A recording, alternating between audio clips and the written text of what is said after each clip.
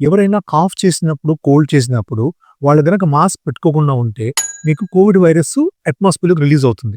ఆ రిలీజ్ అయిన వైరస్ అనేది ఎక్కడో చోట సెటిల్ అవుతుంది. అంటే చైర్స్ మీద గానీ, టేబుల్స్ మీద కానీ, డోర్ నాబ్స్ మీద కానీ, ఇంకేదైనా ఫ్లాట్ సర్ఫేస్ మీద గానీ స్టేబుల్ అవుతుంది. ఆ ఫ్లాట్ సర్ఫేస్ మీద కోవిడ్ వైరస్ ఎన్ని డేస్ వరకు ఆర్ ఎన్ని వీక్స్ వరకు సర్వైవ్ అవ్వగలదు? ఆ సర్వైవ్ అవ్వటం వల్ల మనకు ప్రాబ్లమ్ ఏంటి అని తెలుసుకుందాం ఇప్పుడు. కోవిడ్ వైరస్ అనేది బయట వేరే సర్ఫేస్ మీద ఉంటే ఎక్కువ కాలం సర్వైవ్ అవ్వలేదు.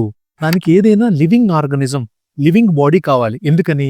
ఏ వైరస్ అయినా సరే అది రెప్లికేట్ అయ్యి దాని నెంబర్ పెంచుకోవాలని ట్రై చేస్తూ ఉంటుంది. సో కోవిడ్ వైరస్ కూడా అలాగే నెంబర్ పెంచుకుని రెప్లికేట్ అవ్వాలి, డబుల్ అవ్వాలని ట్రై చేస్తూ ఉంటుంది.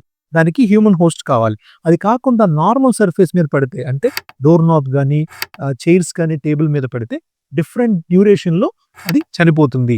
ఏ సర్ఫేస్ మీద ఎంత దూరం, ఎంత టైం ఉంటుంది అంటే ప్లాస్టిక్ మీద కనుక అది ల్యాండ్ అయితే 3 డేస్ వరకు సర్వైవ్ అవ్వగలదు. వుడ్ మీద ల్యాండ్ అయితే 4 డేస్ వరకు సర్వైవ్ అవ్వగలదు.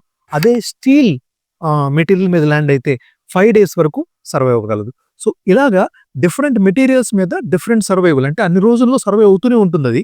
ఈ లోపు గనుక మనం హ్యాండ్ అక్కడ పెట్టినా గానీ, లేదా హ్యాండ్ పెట్టిన దాన్ని మనం నోస్ కానీ, థ్రోట్ గానీ తగిలించినప్పుడు వెంటనే ఆ వైరస్ మళ్ళీ మన బాడీలోకి ఎళ్తుంది. ఆ 4, 5 డేస్ తర్వాత మాత్రం ఎళ్ళదు. సో దీన్ని బట్టి మనకు అర్థం ఏమవుతుందంటే మనం మాస్కు, హ్యాండ్ వాష్ చేసుకున్నా కూడా మనం సర్ఫేస్ అనేది క్లీన్‌గా ఉంచుకోవాలి. ఎందుకని?